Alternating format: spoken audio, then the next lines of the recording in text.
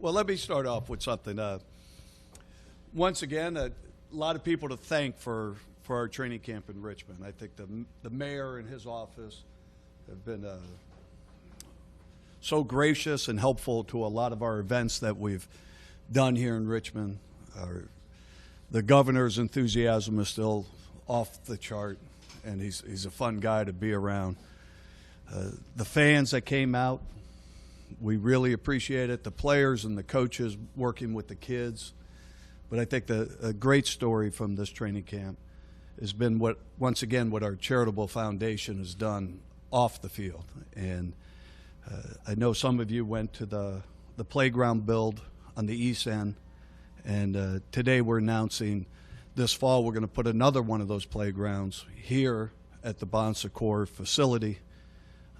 Our charitable foundation will be funding it completely. And as we said from the beginning, any way we can impact the kids in this neighborhood, that is one of our primary goals off the field.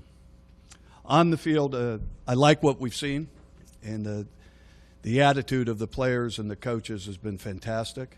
There's a hunger that you can feel, and the execution, just in the first preseason game was impactful because you saw some things that you don't usually see in the first preseason game. To have no false starts by an offensive line in a preseason game, those type of things mean that the players and the coaches are on the same page. And with that, I'll take any question. Bruce, the crowds have been down this year. Is that a factor of 3 years in, people the novelty's worn off, or that the team hasn't won, or just that people are used to watching practice? Are you concerned about this at all? Well, first of all, the fans that came had a great time, and we appreciate them, and it gives them a great opportunity to see the team. I think the first year we had some great crowds because it was brand new, and we're probably coming off, or we just drafted Robert, and there was a thrill to see that. When you look at our attendance league-wide, we're probably in the top 5 in attendance in the league. But I think it has a little to do with our performance of 4-12 last year.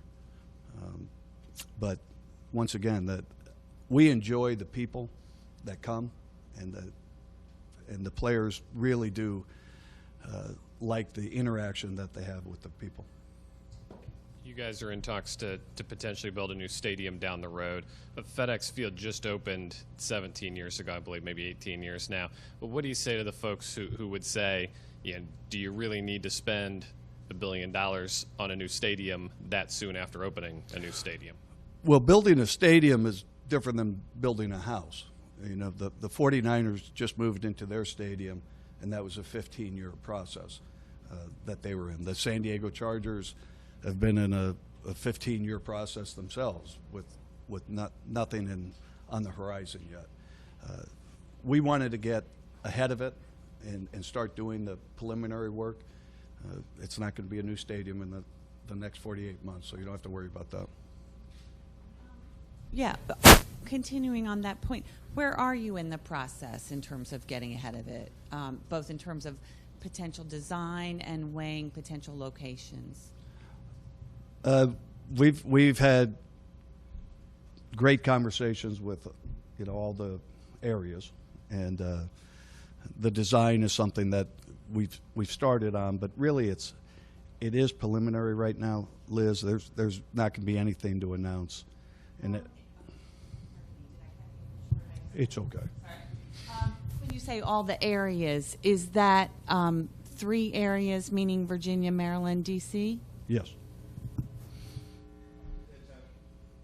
Do you have I'm sure you can't state it, but do you have a preference for where you'd like to see the team end up? I mean, there's a lot of talk about obviously going back to the district because that's where you guys had been before going out there. John, we've had a lot of interaction with our fans this year and this off season, and we've listened to them on a number of different issues. we're going to find the right location and build the stadium for the fans. And we'll take input from all of them on it. But right now, no, there's not a leading candidate. Bruce, the last time I was at Redskins Park, it was a hard hat zone. There was a crane lifting something onto the roof. It seemed like there was a lot going on. Can you kind of give us a feel for what you guys have done in the renovation process? Yeah, we're hoping that we don't need the hard hats this afternoon. They have been working around the clock up there, and it's what we didn't have at Redskin Park was enough meeting rooms and conference spaces and things of that nature.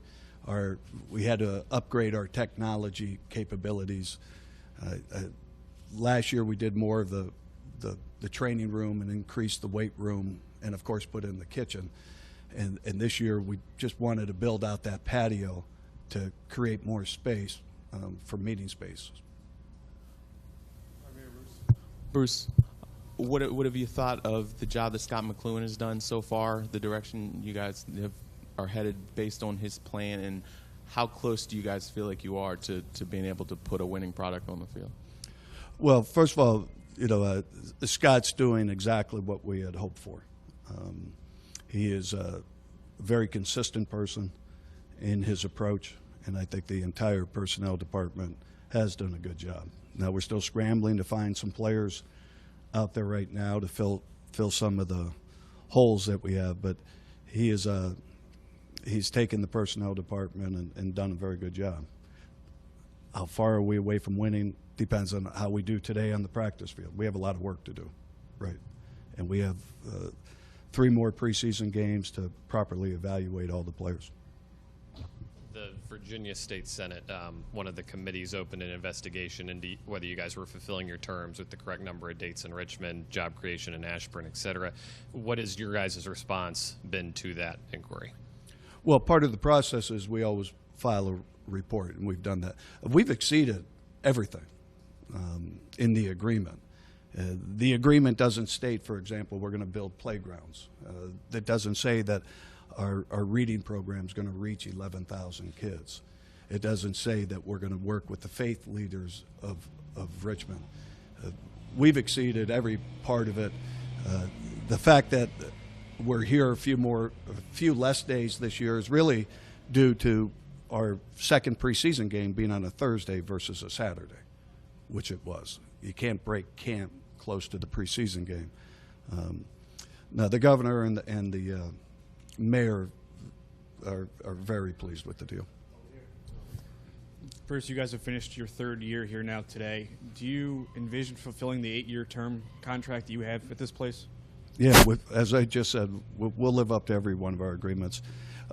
No different than last year, we'll get together with the community leaders and the political leaders of Richmond and our staff in the coming months and try and figure out what we can do better, what we can enhance that we did this year.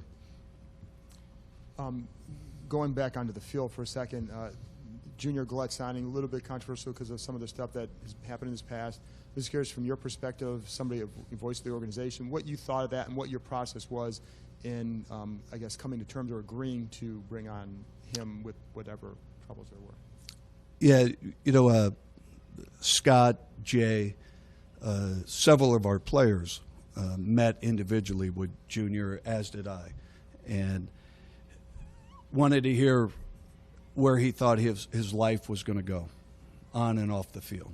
And we set out some very clear guidelines for him, what we expect out of Redskin players. And he understands what he has done in the past, and he'll be held responsible for that. But it's very clear what we expect of him. And is he a good football player? Yeah, he's proven to be a good football player, but we really discussed our locker room more than anything. And it's one of the reasons we wanted the players to also meet with him, to make sure they wanted him in our locker room. Yes, back to the planning and discussions about a new stadium going forward. In your conversations with fans and in your own deliberations, you feel strongly that D.C. is the most appropriate home. and the team name proves a political barrier, would a reconsideration of the team name be part of your thinking? No. Going back to something you said a moment ago, that you had filed reports with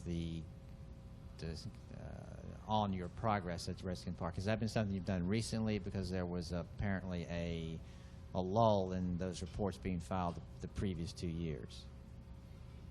I don't know about the law, but we filed. Filed when? I think it was at the beginning of camp. Okay. I think. It might have been a week before the beginning of camp.